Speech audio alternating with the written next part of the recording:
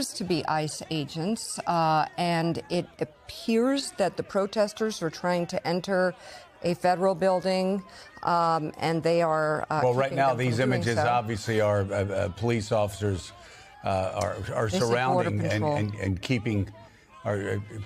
Officers are keeping them on the ground.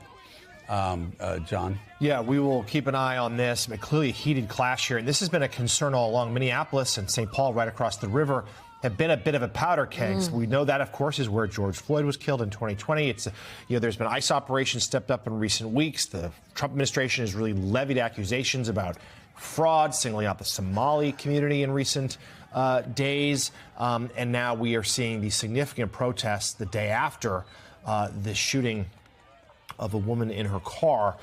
John Sandwig, as we keep an eye on these clashing with what appears.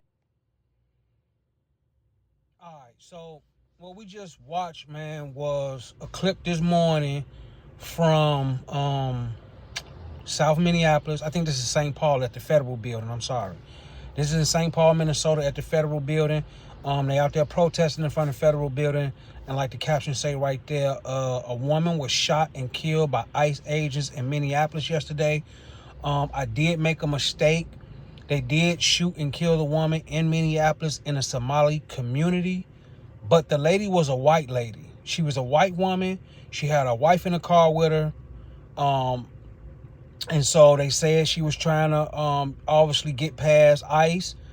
From a lot of videos that's coming out, it looked like somebody was trying to open the door, and things like that. And so, hey,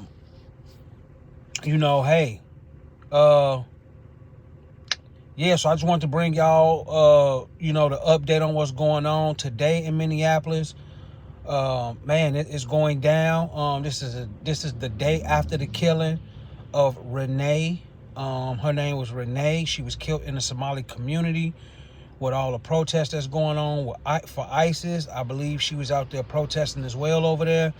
And she tried to drive her car through the ICE agents while they were standing outside, and one of the ICE agents shot her in her face, or her head, whichever one that is, right? They hit her up top, so she got hit in her head. He shot her up close range. And so today they protesting, they outside, they trying to, you know how it go, boots on the ground. We're gonna get outside, we're gonna protest, we're gonna hold signs. I'll tell y'all a bit of a small, thing that's going on in Minneapolis.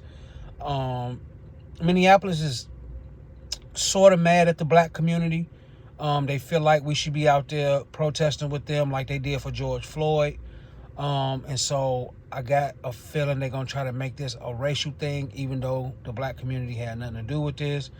The ICE agents was not black. The lady who got killed was not black. So like I said, I do take that statement back that I put out in my video yesterday. It did happen in the Somali community, but the lady was actually a white lady, and she might have been over there just protesting and standing up for the community, because ICE has been in Minneapolis for a few weeks now. We know Trump sent him in. He sent over 2,000 troops to Minnesota, specifically Minneapolis, South Minneapolis, North Minneapolis, but they specifically are in South Minneapolis because that's the biggest Native community. It's the biggest Somali community, and it's the biggest Latino community, and that's all over South. And so I just seen a video where they was like in Target as well, at the front doors, out at by the Mall of America and things like that. So yeah, I'm just giving y'all an update of what's going on. Again, y'all hit that like so this can get around to the masses who want to know what's going on in Minnesota with the fraud case for the Somali community. We also dealing with ICE. ICE is in Minnesota right now. So we're dealing with a few things in Minnesota right now. We're dealing with ICE. ICE came to Minnesota and started sweeping people up. We know that.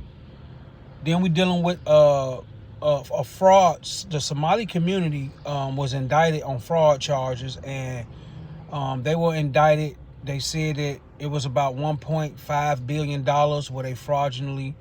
And so our housing program in Minnesota is shut down right now. If you follow my page, I talk about, I run a nonprofit. We help people that's suffering from substance use disorder. So we do work with the Somali community as far as trying to get housing and things like that. And again, I have my community, the black community, have been impacted by this fraud. All right, I'm just speaking personally.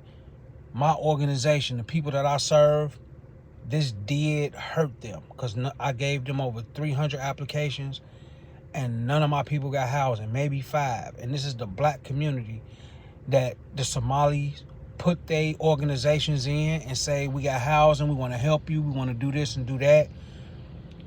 But they in our communities. They're in the African American communities. They are in our communities. They don't go to the white communities and put put housing out there and halfway houses, and because that's mostly what it is. It's like halfway houses, sober houses, and daycares. And they not putting them in white neighborhoods. They putting them in black communities. So we are the ones they scheming. We like the fraud is bigger than that, but they really is frauding our people, right? And I'm just speaking from the nonprofit standpoint where we serve the community with housing, treatment, detox, clothing, food, and things like that. So I'm speaking from that perspective because my community yes, we've been impacted by this $1.5 billion housing fraud. And then we also dealing with ICE in the community as well. So that's a couple things, man. Y'all hit that like so that y'all can keep up with the news that's going on in Minneapolis. We also talk about the stock market, where we buy low and sell high. We also talk about trading, long time, day trading, swing trading, and leaps. All right, and so we get into all that, but this week is real important for us to get this message out about what's going on in Minneapolis. So y'all get on with me. Peace.